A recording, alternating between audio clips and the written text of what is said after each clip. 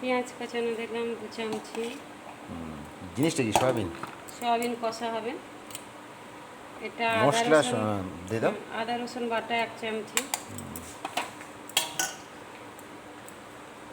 পরিমাণ মতো তেল, সর্ষের তেল। সরষের তেল, লঙ্কা গুঁড়ি,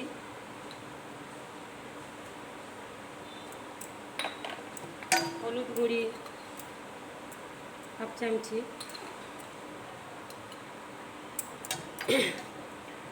টক দই পরিমাণ মতন, টক দই। এটাকে মাখিয়ে রাখা হলো 10 মিনিট মতন মাখিয়ে রাখা হবে।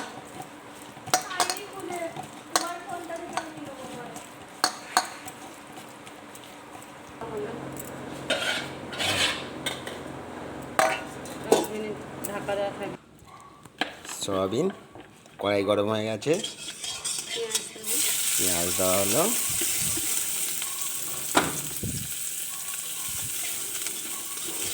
এই সয়াবিনটা বানাবো বন্ধুরা, এই সয়াবিনটা মাংসের থেকে আরও টেস্ট লাগবে। আপনার বাড়িতে বানিয়ে খাবেন, খুব সুন্দর টেস্ট। মাংস আপনাকে খেতে ইচ্ছে করবে না যে আমি মাংসই খাবো। সয়াবিনটা ঢেকে রেখেছিলাম মাখিয়ে, প্রায় আধা ঘন্টা হয়ে গেছে, বেশি তো কম না।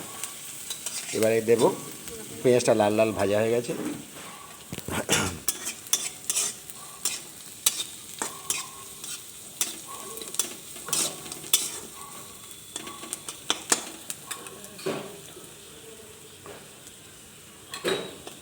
আদা রসুন পেস্ট দেওয়া হয়ে গেছে, আন্দাজ মতো লবণ, হালকা চিনি,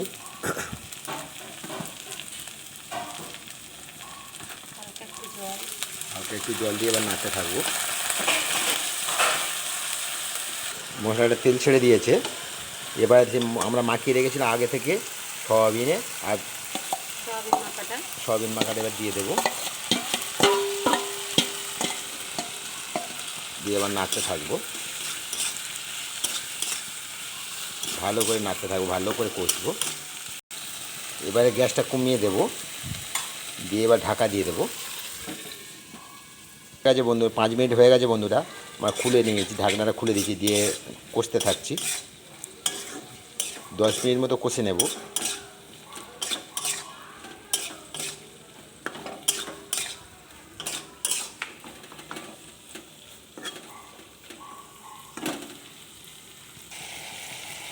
হয়ে এসছে বন্ধুরা, এবার আমরা হালকা করে জল দিয়ে দেব।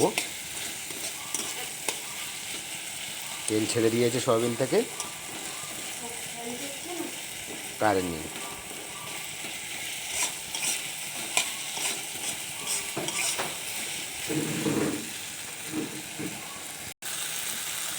তেল ছেড়ে দিয়েছে বন্ধুরা সয়াবিন থেকে, ভালো তেল ছেড়েছে, আপনারা দেখতে পাচ্ছেন। এবার হালকা করে জল দিয়ে দেবো, যেটুকু জল না দিলে যে হালকা করে।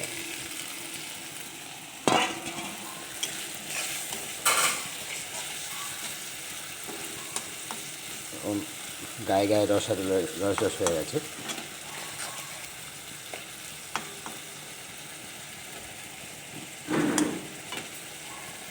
তো গরম মশলা দেবে তো না কিছু দেবে? হয়ে গেছে বন্ধুরা আমাদের সয়াবিনের কষা। এবারে গরম মশলা দেবো, শাহি গরম মশলা।